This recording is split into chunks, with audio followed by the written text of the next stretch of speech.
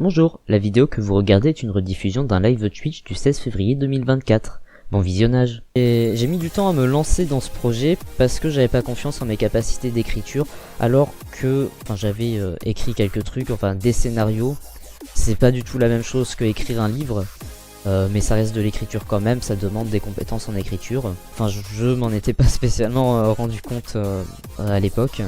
Et j'avais un ami qui écrivait et qui écrivait bien. Et comme il était très doué, notamment plus doué que moi, j'arrivais pas à me lancer moi-même dans écrire. Parce qu'en fait ça me démotivait dans le sens parce que il y a quelqu'un de plus doué que moi dans ce domaine, donc pourquoi tenter, j'ai aucune chance. Donc ce qui est, je le répète, un peu con comme mode de pensée.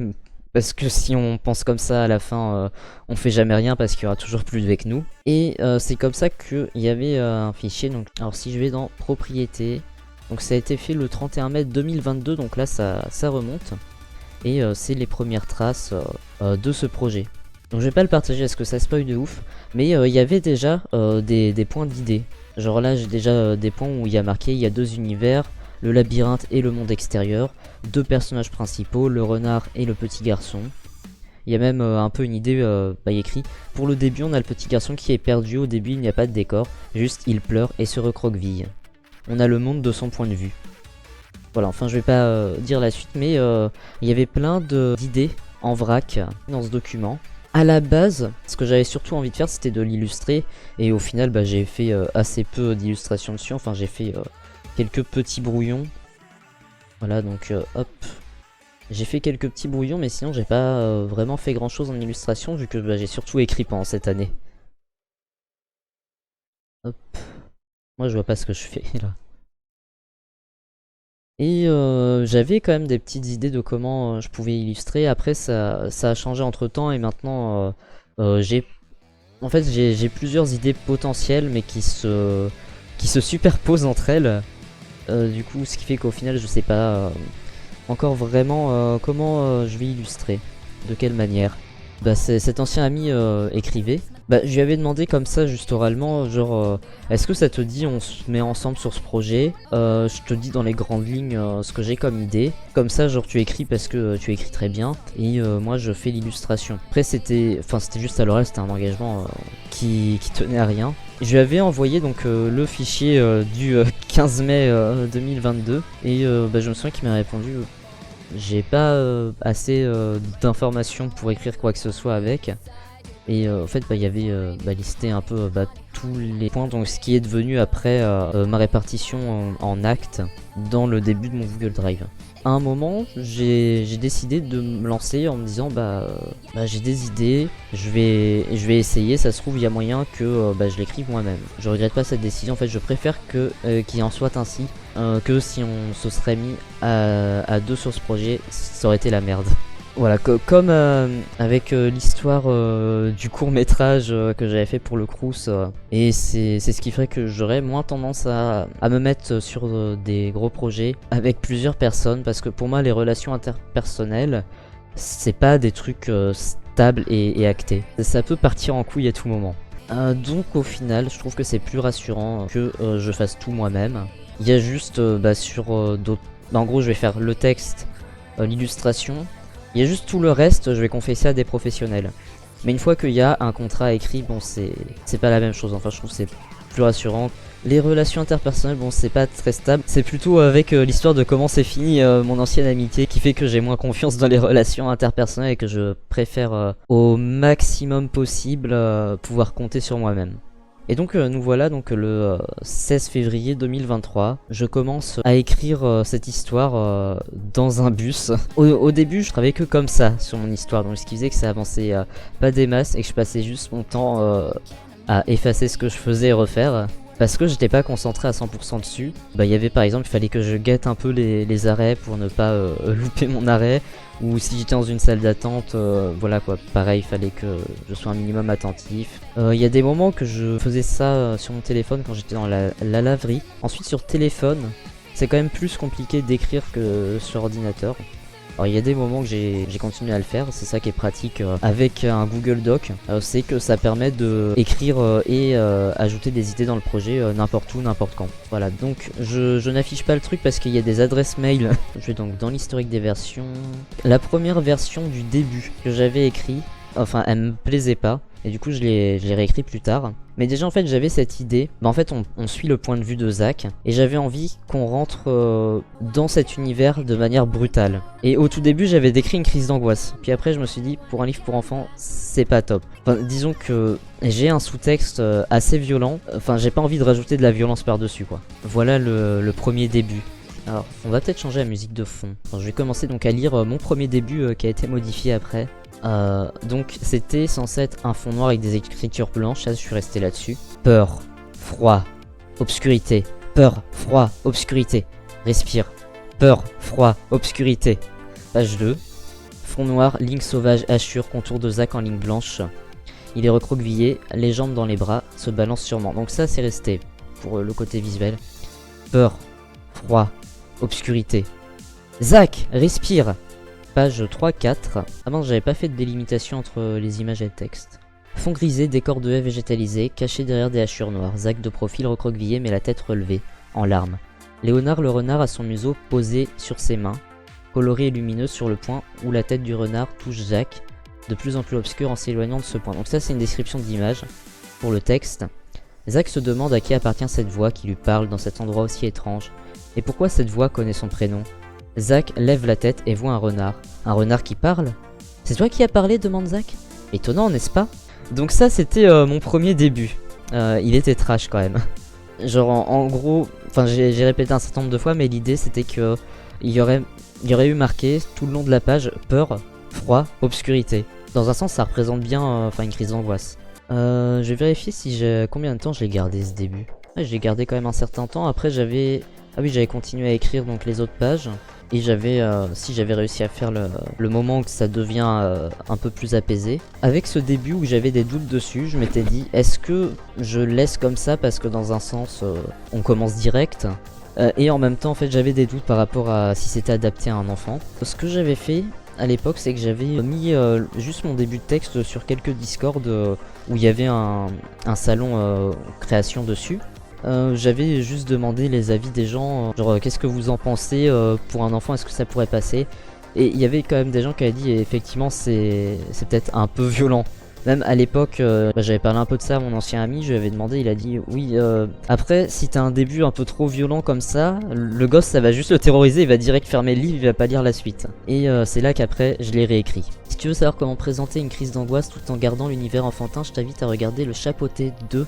Ah, j'ai toujours pas regardé, pourtant ça fait un petit temps que j'ai envie de m'y mettre. À la base c'est parce qu'il n'était pas encore sorti en DVD vu qu'il venait de sortir au cinéma. Et je me suis dit je l'achèterai en DVD puis j'ai oublié. Et maintenant je vais sortir des historiques des versions. En gros ce que je fais, à chaque fois que j'ai envie de présenter juste mon histoire à quelqu'un, je lui lis les 6 premières pages parce que c'est juste le moment parfait. En gros c'est suffisant pour donner un aperçu. Et en fait si on dépasse la 6ème page, bah après on s'arrête plus quoi. Ouais, je vais partager l'écran. Il y a juste des descriptions d'images parce qu'en fait ma manière de travailler c'était j'avais essayé de me focaliser surtout sur l'écriture, mais j'avais en tête un peu qu'est-ce que je voulais représenter à l'image, donc je faisais juste des descriptions de comment je voyais l'image. Mais là je vais vous lire que la partie texte. Je ne sais pas où je suis. Il fait si sombre et froid. Je suis perdu. Ouvre les yeux. Tu dois être Zach? Mais à qui appartient cette voix?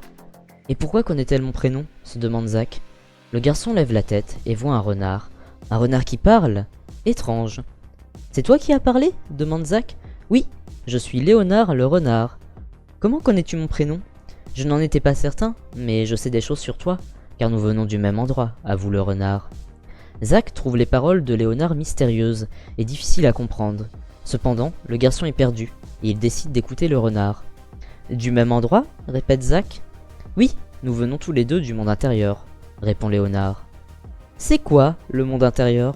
Le monde intérieur, c'est un monde merveilleux, où rien de mal ne peut arriver, et c'est ici que nous sommes. Zach ne se sent pourtant pas en sécurité. Ce monde intérieur ne lui semble pas si accueillant. C'est froid et sombre. Léonard tire le garçon de ses pensées.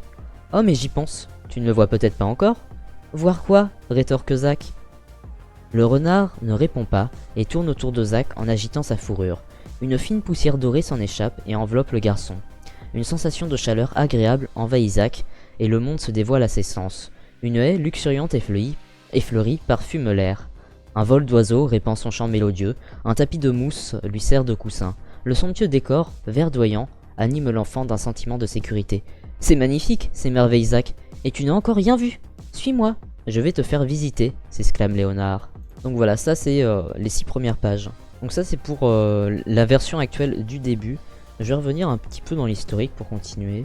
Donc là on était toujours en février. Et mon début en fait il est quand même toujours dans le vif. Il y a, Zach il est perdu, il va pas très bien, mais au moins, genre ça dure vraiment pas longtemps, c'est moins angoissant. Au début j'étais un petit peu régulier, parce que là il y a le 16, le 18, le 20, donc je crois que ouais, tous les 2 jours. Ah là il y avait une petite note que je m'étais ajoutée, le 20 février vers 18h50. Refaire le début en adoucissant pour atténuer la crise d'angoisse. À la place, faire juste un personnage perdu dans l'obscurité qui a froid. Donc ça c'était la petite note que je m'étais mis. Et après il y a le 22 février où il y a des modifications. Il y a juste une liste d'idées de décors. Ah voilà, il y a la réécriture du début. C'était le 23 février 2023. Et je me souviens que quand j'ai réécrit le début, c'est là où j'ai commencé les Pomodoro. Alors pour l'information déjà de comment j'ai découvert ça, c'était donc la veille, donc le 22 février 2023. Je regardais un stream de Alia. En vrai je vais peut-être faire un shoutout. Voilà, j'ai fait un shoutout à Alia. Donc j'étais sur un stream d'Alia le 22 février. Donc c'était un stream React. Enfin je sais plus qui c'était l'auteur de la vidéo dans le React. Donc à la base c'était quelqu'un qui était en train de parler de TikTok. Oh TikTok c'est dangereux pour le cerveau et tout. Et après il était en train de suggérer une de ses propres vidéos en mode mais je vais vous apprendre avec ma technique comment on peut résoudre ça et comment on peut améliorer sa concentration. Il a expliqué le Pomodoro. Et le Pomodoro, ça consiste en... On prend 2 heures pour se fixer sur un travail. Pendant ces 2 heures, donc, on éteint les réseaux, on met en off toutes les notifications. Et on va se faire donc des séances de 25 minutes de travail. Du coup, 4 séances de 25 minutes de travail. Et entre ces séances, on prend 5 minutes de pause. Et genre, on fait autre chose. On va marcher un peu... aller à la fenêtre, genre faire un café, enfin plein de choses possibles. Dans mon cas, ce que je fais généralement pendant les 5 minutes de pause, c'est soit effectivement me faire une boisson chaude, ou la plupart du temps, j'ai une balle, je vais aller la chercher, j'ai une balle en mousse, et je la jette contre le mur, juste. Enfin je me mets debout là derrière ma chaise, et je jette là où il y a mes dessins qui sont mis. Ou juste je jongle un petit peu avec, ça me permet de faire une pause sur mon cerveau et ça détend un peu. La raison pour laquelle c'est une balle en mousse, c'est que je suis dans un appartement et je pense que le voisin n'aimerait pas que je jette une balle de tennis contre le mur. Ça je pense que ça fait pas de bruit, du moins personne s'est plaint. Au début donc Alia était sceptique, vers la fin du live elle s'est dit je vais vérifier par moi-même, pour éviter d'être mauvaise langue, genre le lendemain ou le surlendemain, enfin la prochaine fois qu'elle refaisait un live. Donc elle allait nous donner un retour. Donc je me souviens que le truc qu'elle avait choisi de faire, c'était de faire un exposé en anglais pour expliquer pourquoi elle aimait le stream. Le live d'après c'était la présentation de cet exposé. Elle nous invitait, ses viewers, à essayer aussi de nous-mêmes de notre côté pour faire un retour et pour avoir plus de retours. Et du coup moi j'ai voulu essayer la méthode et que j'ai vu que effectivement ça marchait bien pour se concentrer, à avancer plus. Donc c'est une méthode qui m'a convenu de faire mes séances d'écriture sur le principe du Pomodoro. Alors je vais aller encore un petit peu là dans la timeline. Donc là nous sommes le 23 février, donc c'est là où il y a eu la réécriture des 2 premières pages. Au début c'était pas des moments fixes spécialement de la semaine que je faisais mes séances d'écriture. C'est quand je me donnais le temps de le faire. Parce que pour le contexte personnel, à ce moment-là, donc en fin février 2023, j'avais encore mon logement Crous, mais j'allais déjà plus à la fac. Fallait que je trouve un autre logement. Enfin ça c'était avant février que j'étais à la recherche d'un autre logement, mais comme j'avais toujours pas trouvé, j'étais encore en recherche active. Ce qui faisait que je passais mon temps à regarder les annonces, à contacter des gens alors que j'ai du mal à contacter des gens que je connais pas au téléphone. C'était très énergivore et très stressant comme situation. En vrai, techniquement l'écriture ça permettait de faire une petite coupure. Entre le 16 et le 23 c'était quand même assez régulier. Après il y a un trou jusqu'au 1er mars. Il n'y a pas eu grand chose de fait, enfin ouais, une page. C'est à peu près de ça que j'avançais entre une demi-page et une page quand je faisais un Pomodoro. Ah d'ailleurs on remarque quand même quand c'est des Pomodoro parce que du coup, vu qu'il y a 5 minutes où je faisais rien sur le Google Drive, au lieu d'avoir un seul historique des versions pour les 2 heures où je faisais ça, bah il y en a 4 quoi. Après rien jusqu'au 10 mars, en même temps c'est normal vu que j'étais en train de chercher un logement. Pendant un temps assez long, après le tout début avec l'histoire de la crise d'angoisse et la rencontre entre Zach et Léonard, durant plusieurs pages, c'est une succession de tableaux de décors. Et sinon dans le côté perso, donc je sais que vers mars, c'est là où j'ai eu donc la visite de ce logement et c'est là où mon dossier est passé.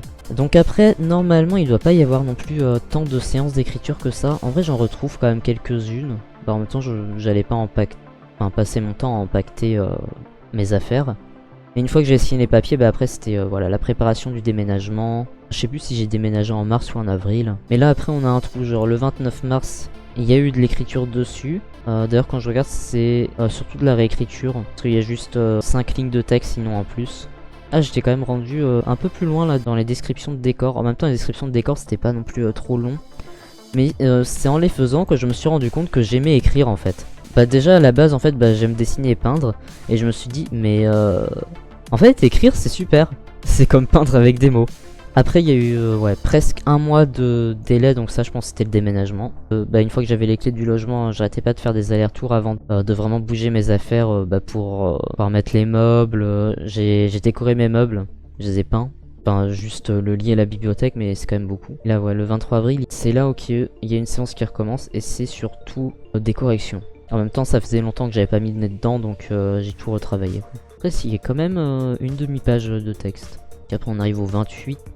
Bon c'était un peu aléatoire les moments que je faisais ça. Et c'est resté aléatoire jusqu'en juillet ou août. Alors je vais vérifier, peut-être jusqu'au mois d'août. Parce que donc il y a eu donc des événements dans mon perso, genre je crois que c'était soit en mai soit en juin. J'étais arrivé à un endroit clé et un petit endroit de blocage dans mon histoire. Genre je sais que il y avait eu ce passage qui avait été lu chez Plop, donc parce qu'en gros il y avait une ellipse. J'ai juste montré l'image brouillon qui correspond à ce passage. Donc c'est dans ce passage là que j'ai un blocage sur comment formuler la phrase de Léonard. Donc page 21, 21-22. Un peu plus loin, un éclat scintillant attire son attention. L'enfant s'en approche et découvre un hublot de verre planté dans le sol. Ce hublot n'est pas là par hasard, c'est sûrement la sortie du labyrinthe, se dit-il. Zach se penche sur le hublot et fait une découverte troublante. Il a l'impression de se voir. Derrière le hublot, il y a une salle de classe et un garçon endormi à son pupitre qui lui ressemble étrangement. Zach sursaute, surpris par Léonard qui lui dit à l'oreille « C'est le monde extérieur ». Le garçon se tourne vers le renard, le regard plein de questions. « C'est moi en bas ?» demande Zach. « Oui, mais pas seulement. » Alors normalement si tu t'en rappelles un petit peu, c'est aussi différent que ce qui avait été lu par Plop. Cette phrase-là, elle a eu un nombre assez gros de changements. Là il y a la page du hublot qui apparaît le 20 mai. Et après on passe au 4 juin, donc ça j'ai bloqué longtemps dessus. Alors il y a tout un lore derrière que je dévoilerai pas en entier parce qu'en fait déjà pour la raison que c'est quelque chose de très personnel que j'ai envie de garder pour moi, pas spécialement sur tout le lore mais sur une partie du lore, et aussi parce que j'ai envie de laisser aux gens la possibilité de juste s'approprier l'œuvre, de pouvoir mettre derrière un peu ce qu'ils veulent, enfin ce qui leur ressemble le plus. Tiens, première version de cette phrase qui apparaît le 4 juin. C'est moi en bas ? Demande Zach. Oui.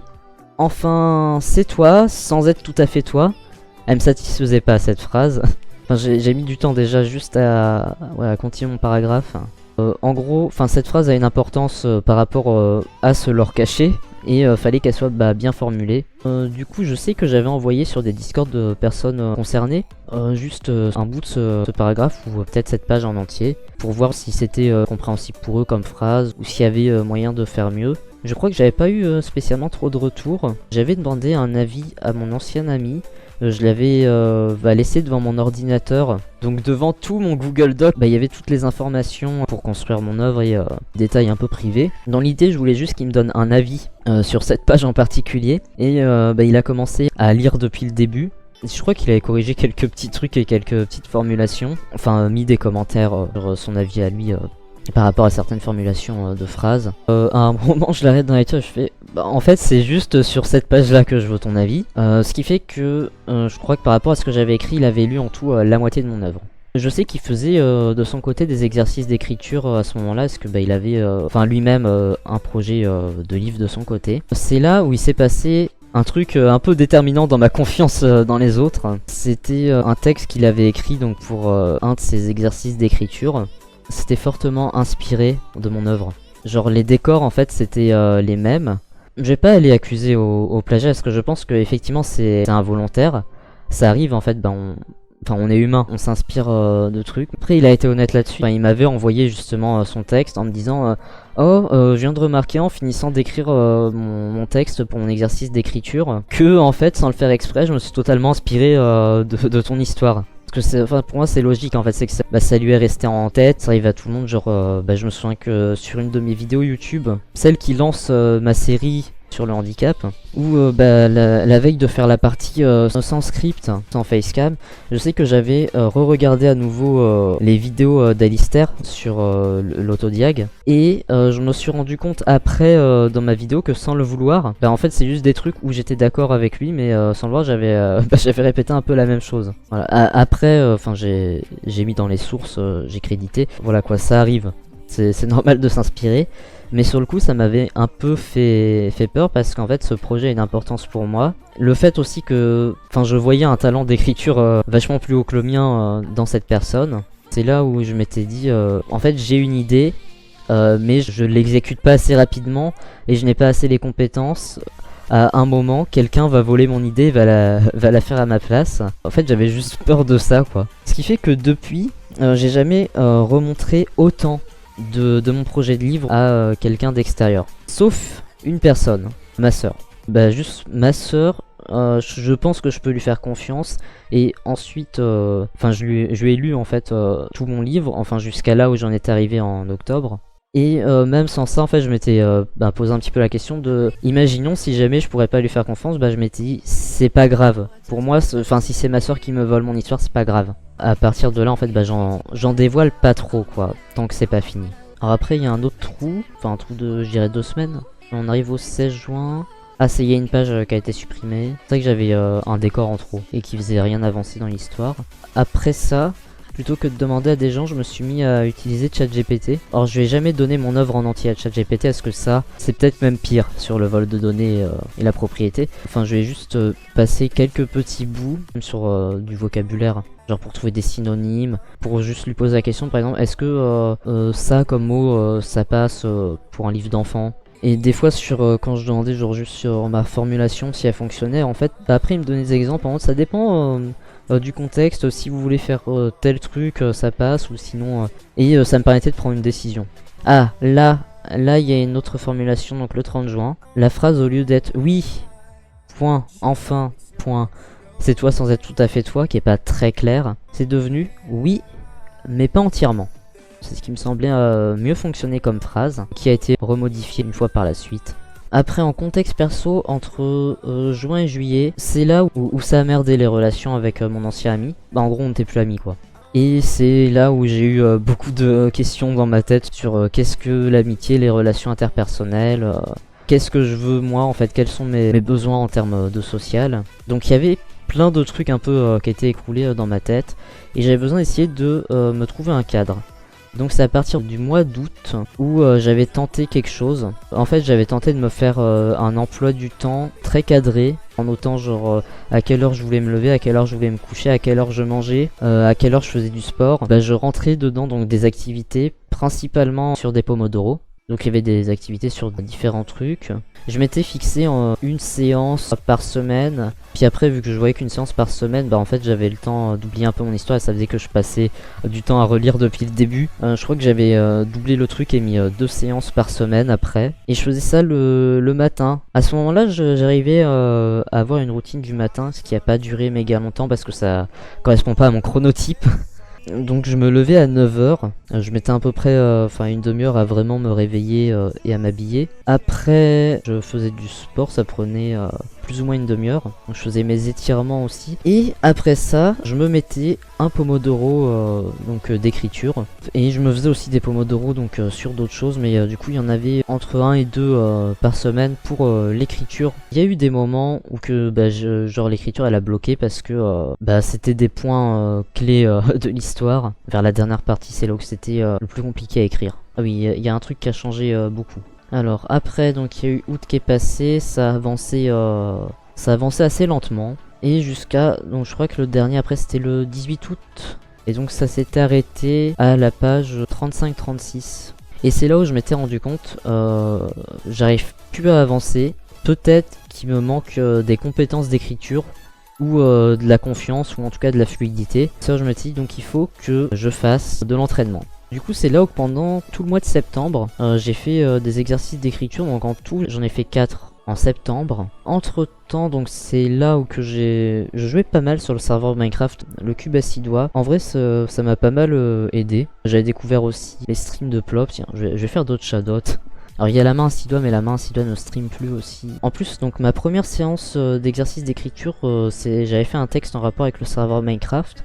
Du coup ça a fini en livre sur le serveur Minecraft. Et il y avait Monsieur Plop le vrai qui partageait dans ses streams un formulaire de texte. Parce que de temps en temps, il y a des streams où c'est la lecture des textes des followers. Les gens du chat donnent leur avis, il y a Monsieur Plop qui fait des commentaires dessus. C'est pas mal pour avoir un retour sur ces textes. J'avais partagé mes textes là-dedans. Et je me souviens que ça m'avait beaucoup plu, donc j'avais aussi partagé le début de mon livre. J'avais besoin en fait d'avoir des retours pour continuer. Et c'est là où ça m'a permis justement de réécrire une partie. Avant la partie que je vous ai lue, la manière dont Zach accédait au monde intérieur, enfin dont Zach pouvait le voir, c'était différent. C'est ce que j'avais envoyé à Monsieur Plop en septembre. C'était la page 5, enfin la 6. Et donc en fait c'était Zach ne se sent pourtant pas en sécurité, ce monde intérieur ne lui semble pas si accueillant, c'est froid et sombre. Léonard tire le garçon de ses pensées.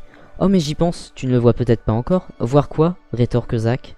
Sans même écouter la réponse de Zach, le renard saute sur ses genoux, sur les genoux du garçon et lui lèche le front. Une sensation de chaleur agréable envahit Zach et le monde se dévoile à ses sens. Une haie luxuriante et fleurie parfume l'air. Un vol d'oiseaux répand son chant mélodieux. Un tapis de mousse lui sert de coussin. Le somptueux décor verdoyant anime l'enfant d'un sentiment de sécurité. Enfin après c'est pas si différent, c'est juste un passage de cette page. Et en fait c'est parce que à la lecture de cette partie là, il y a une personne dans le chat qui avait mentionné que ça lui posait un peu problème. En fait par rapport au respect du consentement et moi je le voyais pas comme ça parce que pour moi c'est un renard, il agit comme un animal. Enfin pour moi la personne qui avait fait le commentaire allait un peu loin dans l'interprétation. Que elle avait interprété ça comme une agression. Moi je trouvais que c'était un peu abusé.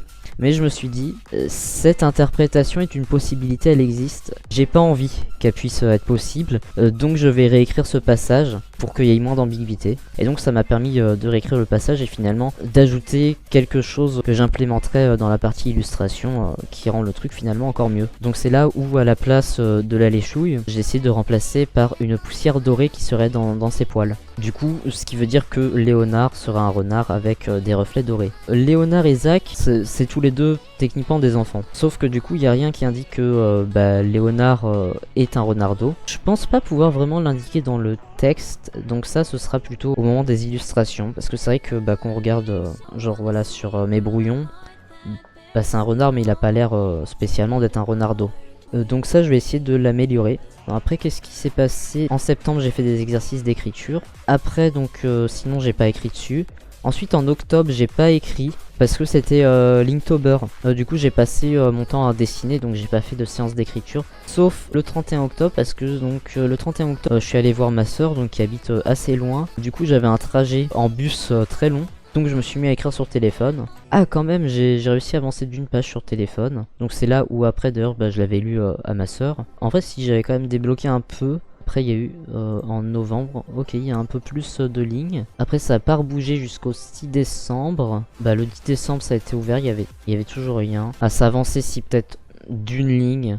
En janvier, j'ai été un petit peu dessus, j'ai pas écrit beaucoup, parce qu'en janvier, c'est là où j'ai refait un défi d'écriture. Bah celui justement que j'avais présenté en live. J'ai jamais été jusqu'au bout, en fait c'est celui de la semaine 4, il a jamais été fait. En même temps, parce que comme vous aurez pu le voir sur plusieurs lives, celui de la semaine 3 il s'est étalé sur un mois, parce que j'ai fait les illustrations avec. Mais bon, je pense que ça a permis de débloquer des idées peut-être, ça a permis de faire une pause sur ce projet, mais en continuant à écrire, je pense que ça permet quand même de gagner en fluidité, en compétences. Voilà, c'était quand même un projet bénéfique.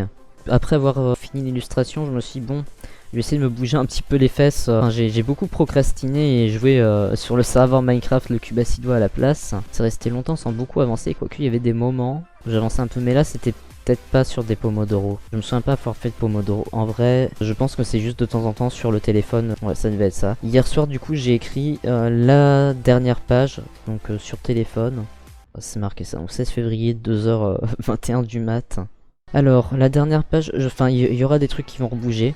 C'est surtout, ben, ça permet de me dire que là, la première partie écriture, en tout cas le premier jet, est fini. Ce qui m'a motivé, en fait, c'est que j'aime bien quand les chiffres ils sont ronds, surtout les dates. Genre, par exemple, sur mon truc défi d'écriture avec Terence et ses amis et l'éclat de lune, j'ai fini en illustration. Il y a juste pas de couverture, donc c'est pas 100% fini, mais voilà, sinon c'est fini. Et bah, j'ai vu que ça faisait genre pile un mois. Et j'aime bien quand ça fait ça. Et là, c'est pour ça que hier à 2h du mat, au lieu de dormir, je me suis dit, je vais écrire la dernière page. Comme ça, au moins, ça fait que en pile un an, j'ai fait le texte de ce livre. Grammaticalement, je suis pas très sûr de moi sur cette fin. J'ai fait tout le long de mon texte au présent. Du point de vue de Zach, la dernière page c'est au passé. Bah, la dernière page c'est plus une ellipse pour avancer dans le temps, dans la conclusion, dans ce qui se passe. Le narrateur est un peu plus externe et c'est au passé. Je suis pas trop sûr de ça. Je vais prochainement certainement me refaire des séances Pomodoro pour relire plusieurs fois, essayer de corriger un peu ce qui me convient pas, essayer d'être plus sûr de ce que je veux faire. Je vais aussi passer derrière mes fautes d'orthographe. Et bah, entre temps voilà, j'alternerai donc avec je vais faire des séances de bosser le dessin comme il y a sur le serveur de la main à 6 doigts. Donc en fait sur le serveur de la main à 6 doigts il y a un truc qui s'appelle bosser le dessin. Alors j'ai fait 2 séances en tout.